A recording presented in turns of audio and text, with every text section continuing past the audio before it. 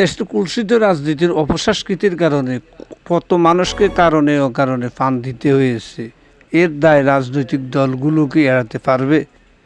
কিছু যখন হয় খতিয়ে দেখব, তদন্ত করে দেখব। 2 দিন পর দেখা গেছে খতিয়ে দেখাও শেষ, তদন্তও শেষ, দোষীর কোনো শাস্তি হয় না।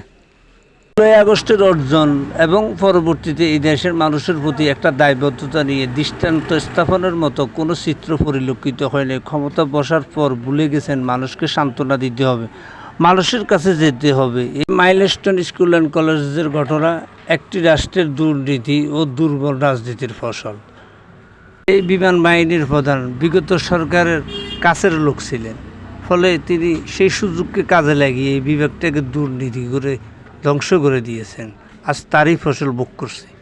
যার বিষয়, তাই এই দেশের মানুষ রাজনৈতিক দলগুলোর উপরে বিরক্ত, হতাশ। এই দেশে কোনো মানুষের নিরাপত্তা নেই, এই কারণে আমরা এই দেশে থাকবো না। আমরা পুরো ফ্যামিলি দেশ থেকে চলে যাব। আমার ছেলে ব্রিলিয়েন্ট স্টুডেন্ট, পুরো কলেজে ফার্স্ট হয়। আমার ছেলে সবচেয়ে স্মার্ট।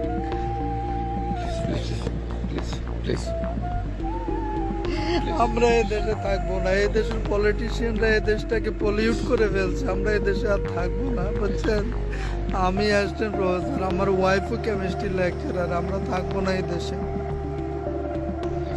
এই দেশ আমাদের সকলের। এইভাবে অভিমান করে সবাই চলে গেলে এই দেশের জনগণ ও মানুষ একা হয়ে যাবে। ভবিষ্যৎ প্রজন্ম অনুধাবন করতে পারছে বর্তমান নেতৃত্ব কতটা দুর্বল। আর বিমানটা পড়ছে আপনার হলো জুনিয়র সেকশনে, ক্লাস প্লে থেকে 8 পর্যন্ত। সাজ্জাদ সাদি, আমার ছেলের নাম সাজ্জাদ সাদি। না সাজ্জাদ সাদি ভিতরে গিয়েছিলেন কিনা? না, ভিতরে যেতে পারেন, ভিতরে যেতে দেয়নি এখনো। সাজ্জাদ সাদি ক্লাস 10 এর স্টুডেন্ট আমার ছেলে। 5171 আমার ছেলের আইডি নাম্বার। কেমনে বলতেছেন 27 জন স্টুডেন্ট মারা গেছে অন দ্য স্পট? একটা ক্লাস নাই হয়ে গেছে, ওই ক্লাসের মধ্যে 40টা স্টুডেন্ট আছে ওখানে। ছুটি হবে একটু পর, সবাই ছিল। সেটা যদি হয়তো টেম্পুতে করে, অটোতে করে, লেগুনায় করে বাচ্চাদের লাশগুলো নিয়ে যাইতে হয়তো, হাসপাতালে যদি পর্যাপ্ত অ্যাম্বুলেন্স থাকতো। তোর নাম কি? সাজ্জাদ ক্যাশ করছে। কোন ক্লাসে?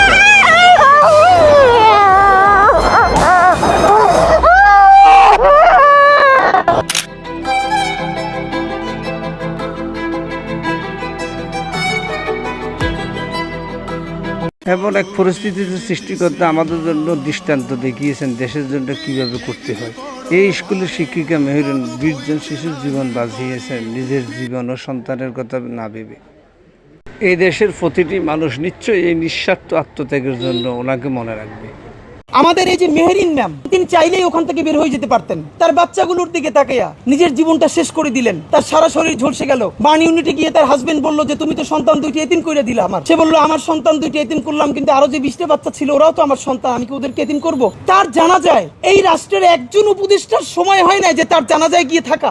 মেহেরিন ম্যামকে রাষ্ট্রীয় সম্মাননা দিয়ে যদি দাফন করা হতো, তাহলে এই রাষ্ট্রের কি ক্ষতি হইতো? ওনাকে রাষ্ট্র সম্মান না জানালে কার সম্মান জানাবে? ভবিষ্যৎ প্রজন্ম আজকের নেতৃত্বকে কঠিনভাবে অবিশ্বাসের জায়গায় বসিয়েছে, তাই পরিবর্তনের বিকল্প নেই।